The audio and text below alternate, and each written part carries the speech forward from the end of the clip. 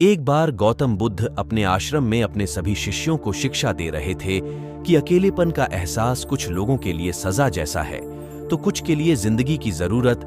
ज्यादातर लोग अकेलेपन और बेचैनी से छुटकारा पाने के लिए भीड़ की तरफ भागते हैं और उनका रहा सहा सुकून भी कुछ पल की मस्ती के बाद गायब हो जाता है। वहीं अकेलापन भले भी शुरुआत में थोड़ा बोझिल लगे और काटने को दौड़े, लेकिन ये आपको वास्तविकता से रूबरू कराता है। यही वजह है कि कुछ लोग बिल्कुल अकेला रहना पसंद करते हैं।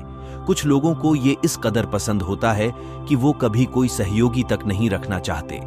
अकेलापन हमें रिश्तों को समझने की समझ देता है।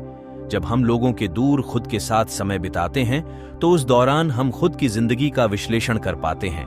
कौन हमारे लिए सही है और किस वजह से हमारे जीवन में नकारात्मकता बढ़ रही है, इस बात पर गहन विचार कर पाने की शक्ति और समय हमें अकेलेपन में ही मिल पाता है। अकेलेपन में समय बिताकर ही वास्तविकता में आप खुद के लिए जीना सीखते हैं। उस स्थिति में आप ये समझ पाते हैं कि हर हालात में आपको ही खुद को संभालना होगा। रोने के बाद खुद ही मुस्कुराना होगा। गैस की पाइप बदलने से लेकर बैंक और बाजार के सारे काम खुद से ही करने होंगे। अकेलापन आपको आत्मनिर्भर बनाता है। अकेलापन आपको आपकी अहमियत से रूबरू कराता है। ये आपको खुद से प्यार करना भी सिखाता है। आप जीवन की इस सच्चाई को समझ पाते हैं कि अगर आप खुद के साथ नहीं खड़े हैं तो कोई और आपका साथ देने वाला नहीं है। आप खुद के लिए फैसले लेना और उन्हें अमल में लाना सीखते हैं।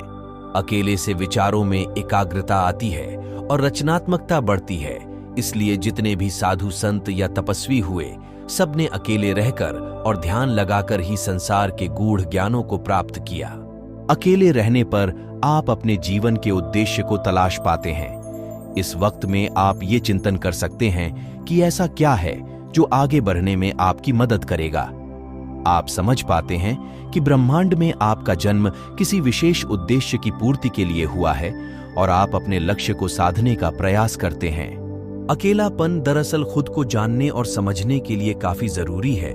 दुनिया की भीड़ से तो आप रोज ही मिलते होंगे। अकेलेपन में कभी खुद से भी रूबरू हो जाइए ताकि जीवन के प्रति आपकी बारीक समझ पैदा हो सके। दोस्तों, इस वीडियो में बस इतना ही।